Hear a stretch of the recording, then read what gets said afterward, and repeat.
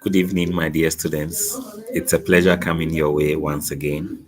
I believe that you have had the opportunity to look at this morning's lesson and presentation.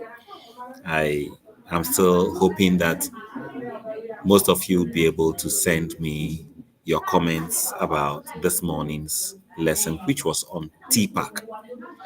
I want us to move on with our discussion, and I'd want to quickly share my screen and then we see how it goes.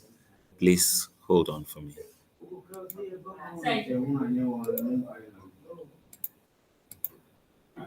Right. So I'd want to continue from technology enhanced learning.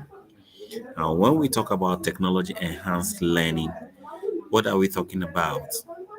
You would have agreed with me that technology enhanced learning is something that is gaining a lot of emphasis today. Technology is adding a lot of value to the way we learn today. Technology enhanced learning can therefore be seen in the way we rely on technology for the purposes of our teaching and learning.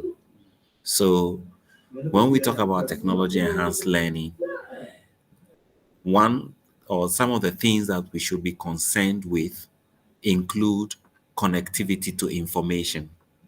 As either teachers or students, we should be interested in how easily we are able to get access to information and how easily we are able to connect with other people.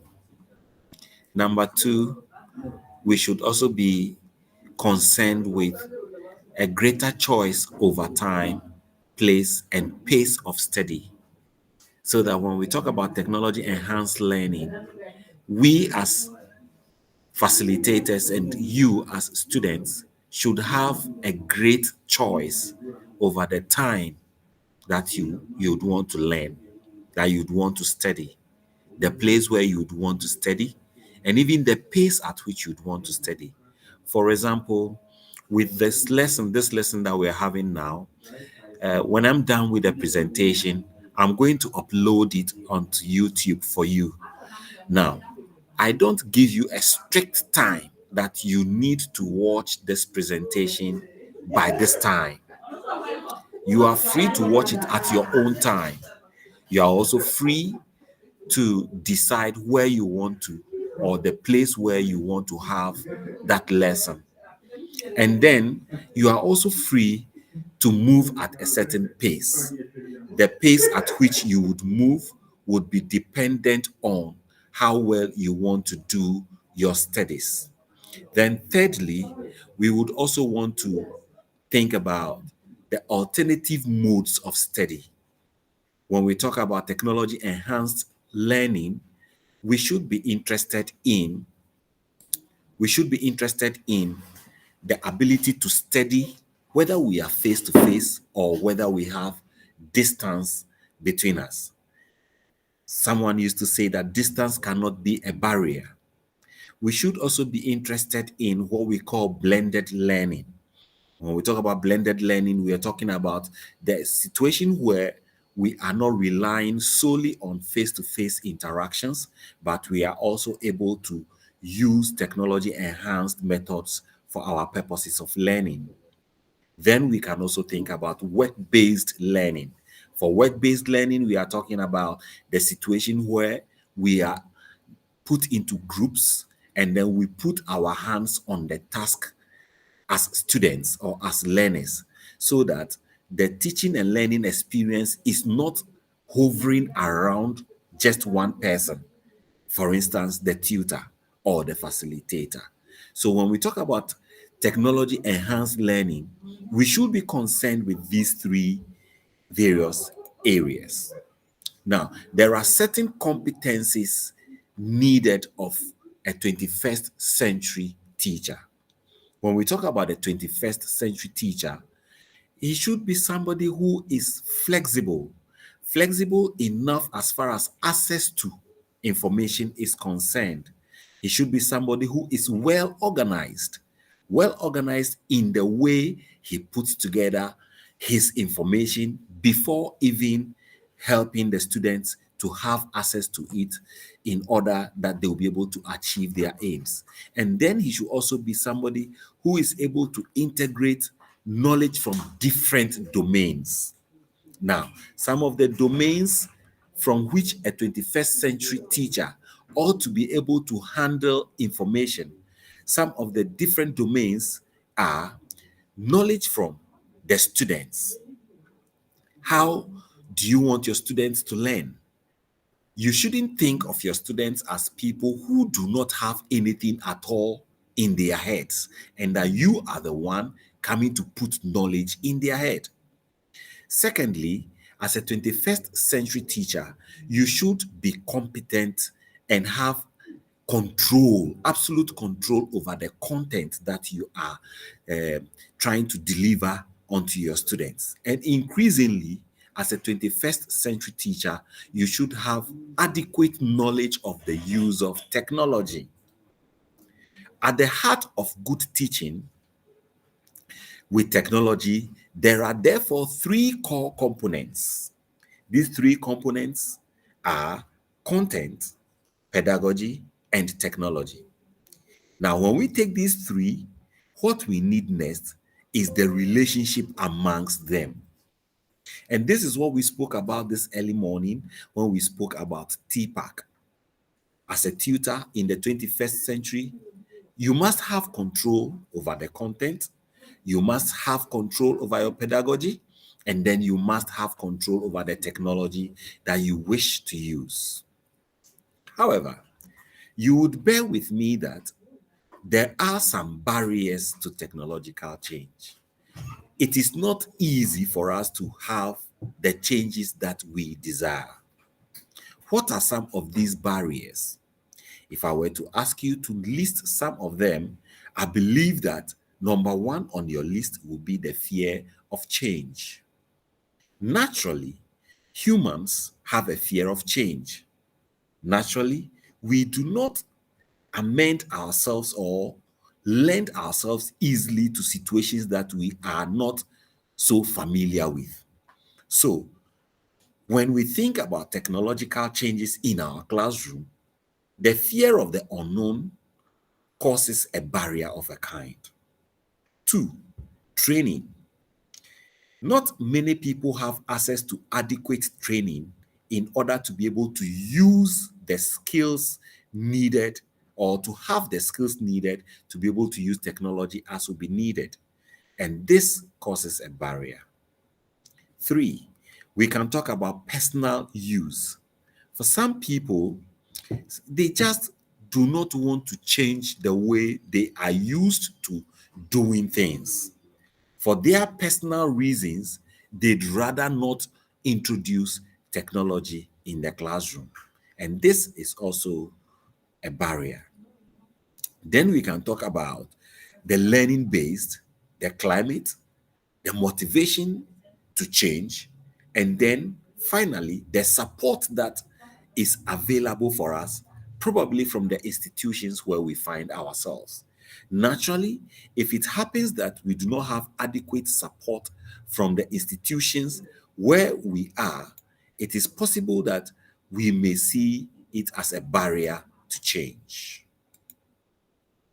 The challenges to technology integration can therefore lead to a situation where many teachers are able to complete the stage of training but do not have the skills to be able to introduce technology in their classrooms effectively.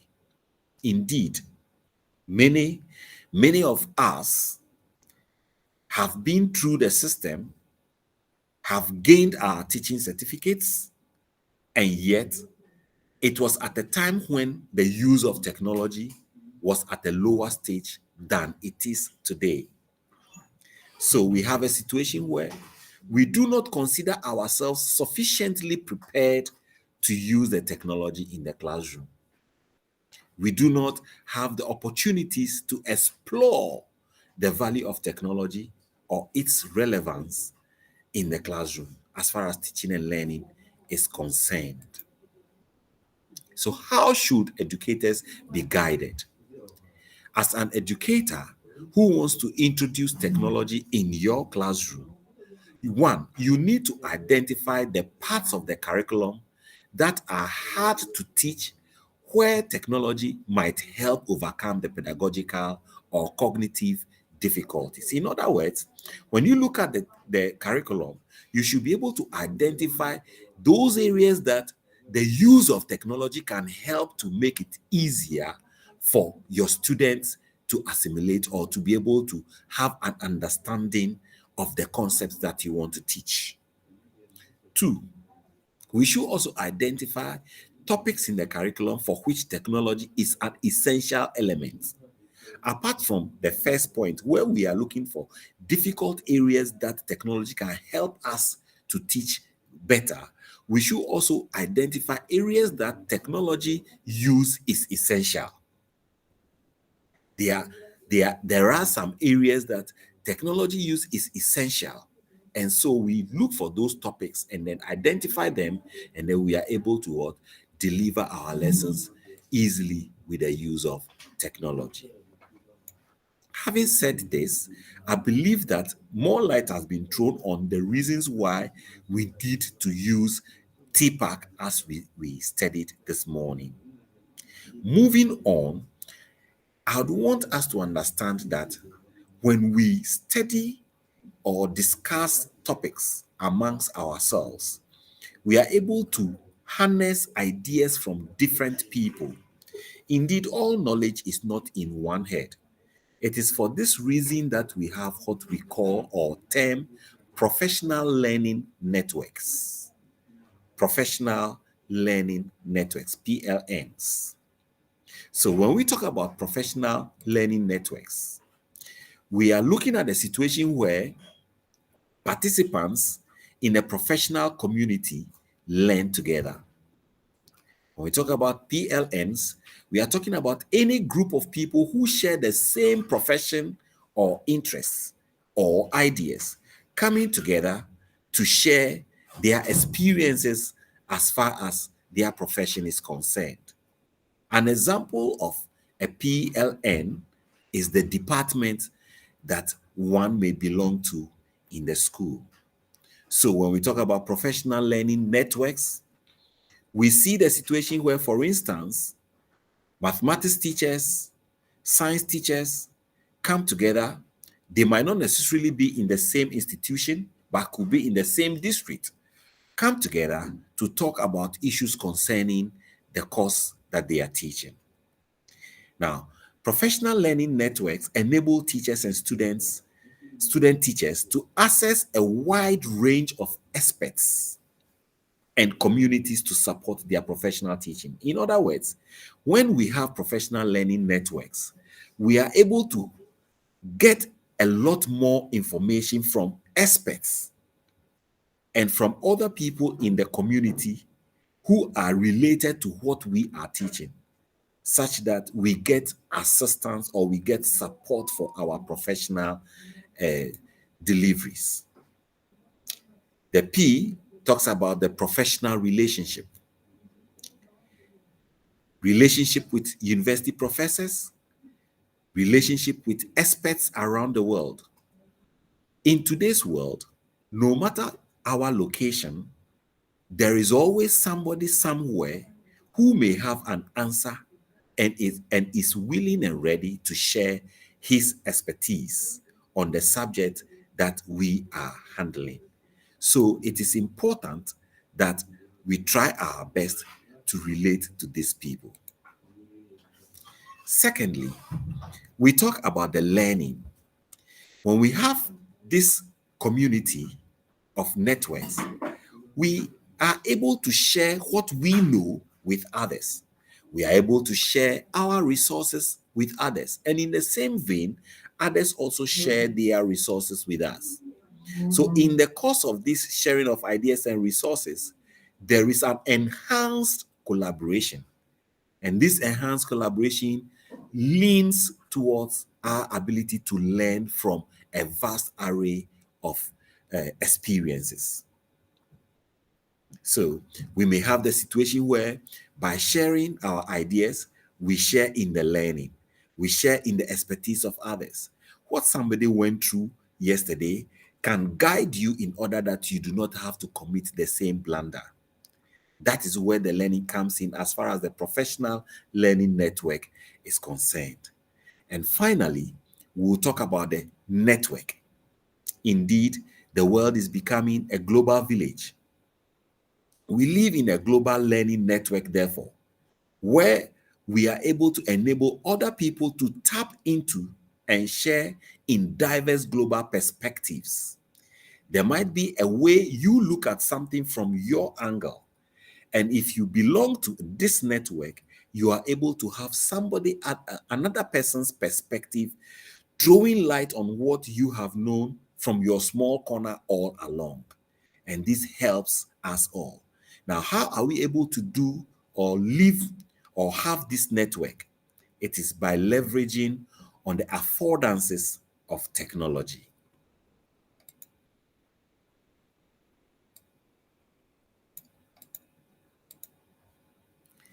One way in which we are able to leverage on technology is by looking at the affordances of the internet.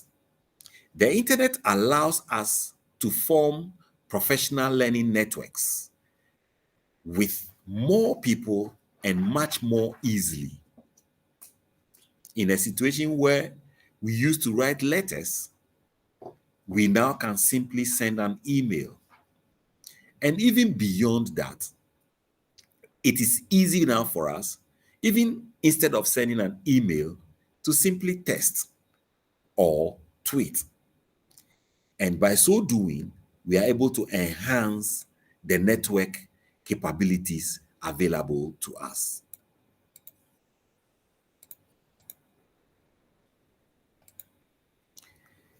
On the internet, we are able to lurk, we are able to scheme by watching what others are doing online, and then we are able to learn from them, not necessarily by even talking to them.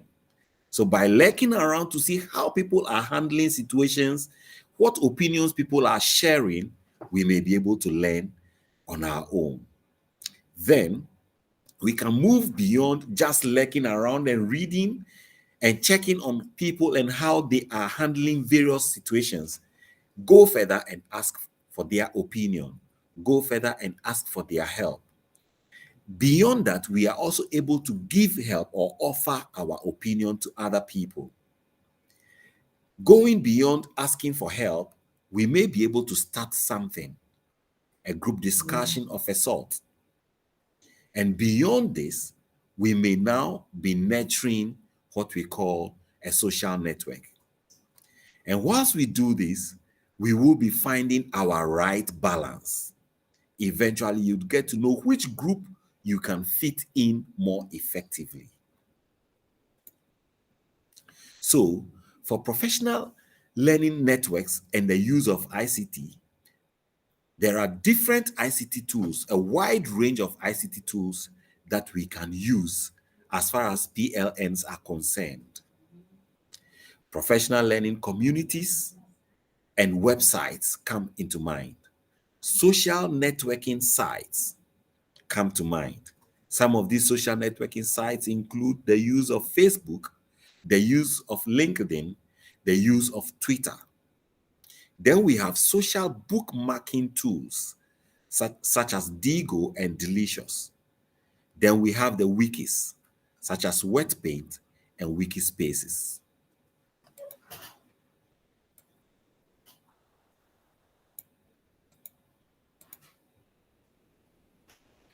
In social networking, it is now common knowledge that you can share your thoughts easily by tweeting.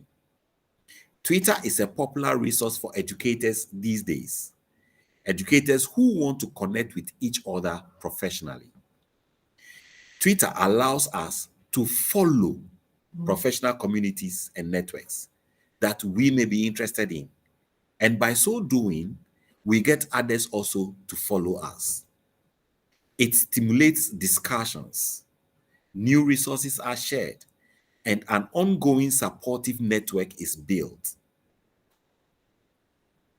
You just have to know where to look. You just have to know what you're interested in and how to identify it. Diigo is a social bookmarking site. When we talk about bookmarking, we mean where you go online and then search for an information. Now, when you're able to identify an information on a website and you feel that it is worth sharing or it is worth keeping for future visitation, you bookmark the site by creating a tag on it so that you can easily go back there at any time. Now, when you belong to a Diigo social bookmarking site, any web page that you have visited which handles or provides adequate information on a topic or theme, you share it with other people so that they are able to also what have easy access to these facilities or these resources that are online. It is a place where you can store pictures, notes, etc. Usually we use tags to classify our bookmarks. We can even install a toolbar to make it easy for maintenance. I would give a couple of web pages, URLs that you'll be able to use at the end of this lesson on the platform so that you can try your hands on some of these. Now, the question that will come to mind at this point is, do the PLNs help teachers? And yes, I will say it does help teachers. In what way does it help teachers? It helps teachers as far as professional development is concerned. It helps teachers as far as location of resources for our classrooms is concerned.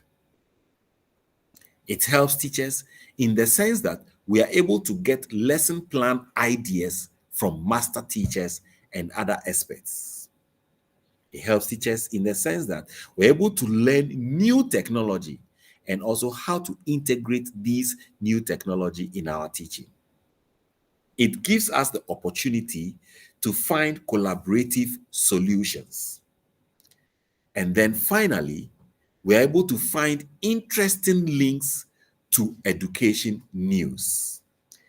News concerning various aspects of education is made available to us whenever we form and belong to professional learning networks. If we have a favorite lesson and we are able to share our perspective with other people, we are able to even get feedback from the community. Sometimes when you are alone, doing your own thing in your own corner, you may think that everything you have been doing is perfect. But if you belong to a network of people who share similar ideals with you, you are likely to receive positive feedback, which can help you improve upon your art of teaching and then delivery. So we need to be able to join various professional learning networks. When we join, we should be willing to contribute our quota. We shouldn't be like people who are members of a community and all they do is to read or take advantage of what others are offering without replying, without retweeting, without asking questions, without striking up conversations. If we did this, we might not be enhancing the rich experience of the professional learning network.